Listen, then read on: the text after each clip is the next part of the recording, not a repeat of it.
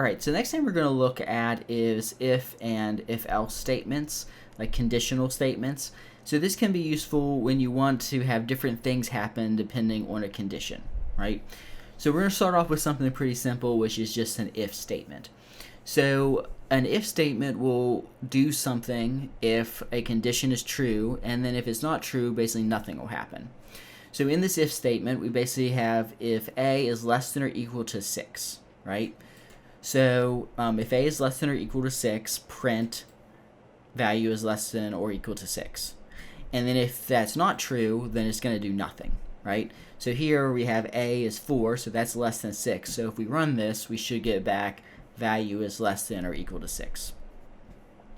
If we change this to something larger than 6, like 8, then nothing happens because the code in the loop is not executed because the condition evaluates the false, right? So you turn that back to 4. And again, we could do other things like we could do paste 0. Let's do a paste here. We could do as.character of A, and then we could concatenate that with excuse me, is less than 6. Something. Oh, I need another parenthesis there. See, that works. There we go. So now I'm just using the actual variable in there.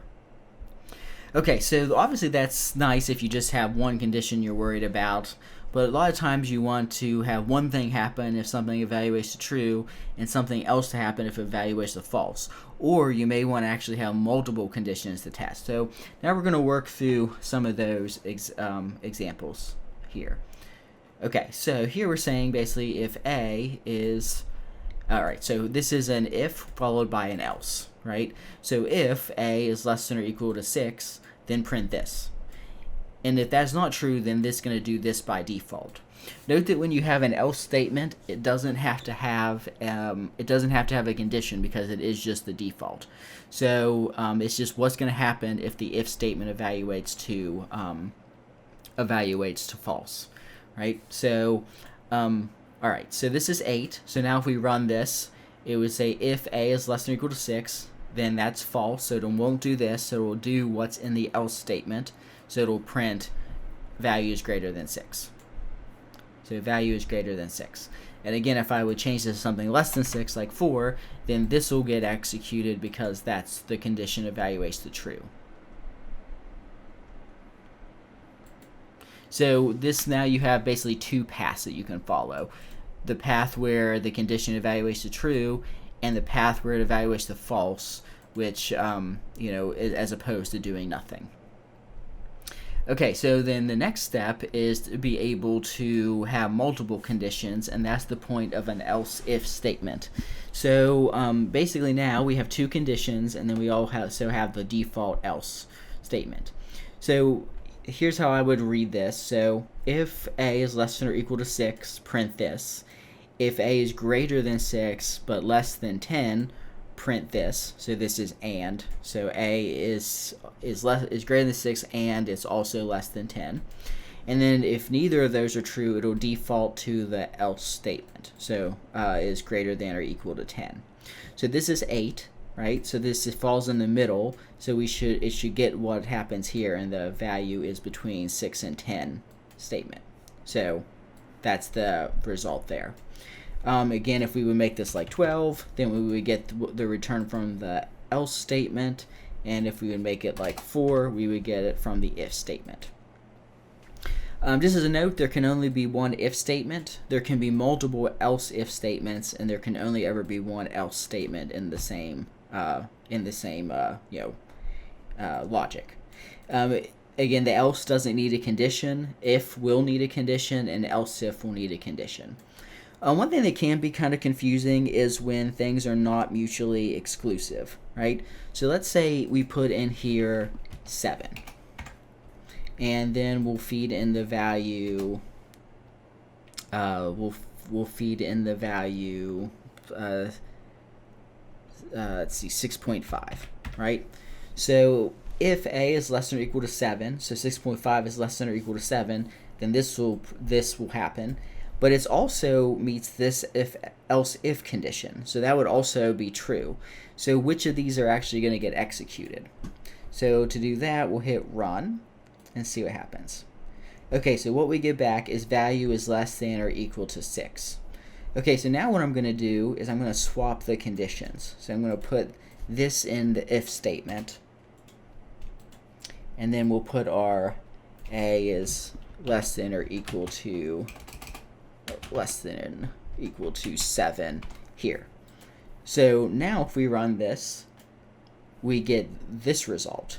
So basically both of these would evaluate to true, but it just took the one that evaluated to true first, right? So you can kind of think about this as like a sequential process. So if the if condition evaluates to true, then it's just going to use the if condition and effectively ignore everything else. So if the conditions are not mutually exclusive, the first one that gets evaluated to true will the code associated with the condition that evaluates the true first will get executed. If none of them do, then you'll get the else statement. So generally with this, it makes more sense to have conditions that are mutually exclusive. But if for some reason you can't, you've got to think about the correct order, right? So whatever you want to execute, if there's two conditions that are not mutually exclusive, the one that you always want to execute should be before the one you don't, right? Okay, so that's a if and an if else statement. Another couple notes, again, you can run these together. The else if, there actually is a space there that's determined, and that's just the way it's coded, or that's the correct syntax. The rule, generally how you write this is the end of the ending curly bracket for the prior statement. You just run the next thing after it. Though you don't have to. So you could write it like this, I believe. Maybe not, actually. Oh, I guess not. So you do have to run them together. Let me see if you can have a space. Oh, I guess you can have a space, but you can't have a return. But this is generally how people do it. They just run them together like that. So there's a lot. It seems like a lot of code here, but this is the same setup every time you set up one of these if or if else or else if type statement. So you just kind of have to get used to it and play around with it.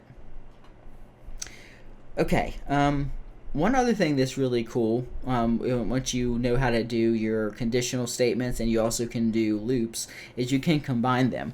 So in this case, we could have a different outcome for each iteration of a loop based on a condition.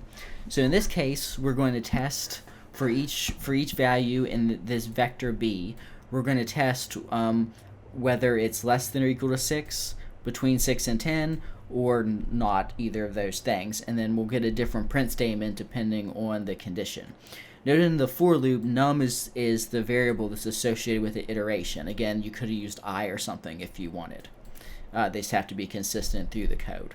So if we run this, it'll iterate through each of those, and we'll get a print out for each one. So 1 is less than 6, so we get the first one, the if statement, the if statement, the if statement, and then 7 and 9 are between 6 and 10, so we get the if else result, and then the final one we get our else result. Okay. This is just another example, but we're just making it a little bit more complicated in that we're saving each result out into the same vector. So here we're basically just printing the result, right?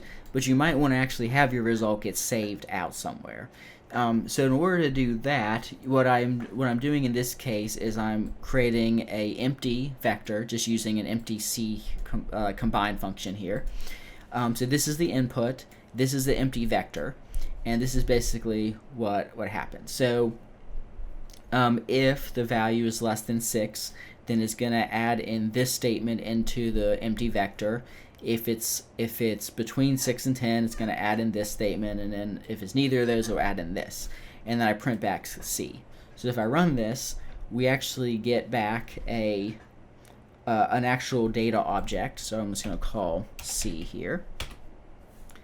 And well, I guess it was already called. So those are all actually stored in a vector object. So it's right there, right? So that's useful if you want to have each iteration of your loop actually saved to a data object as opposed to just having it print to the console, which is obviously pretty common. I'm not going to talk about next and break. We really don't use those much, or at least I don't. So anyway, if you want to read more about that, you can. It's in the online module.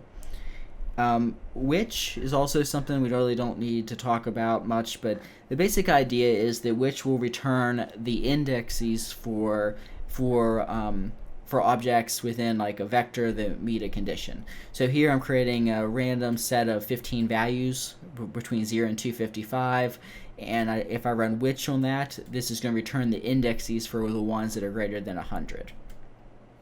So the values at index 2, 3, 5, 7, 8, 9, those are all greater than 100. Again, if I run this multiple times, I'm going to get a different result, or I can get a different result because it's creating a random sample or a different set of numbers each time. Okay, and then just to end this section, here are some just kind of comments on like useful other packages for just general data stuff. So in the next section, we're going to talk about the tidyverse in detail. We're focusing mainly on dplyr and a little bit with stringer and forcats.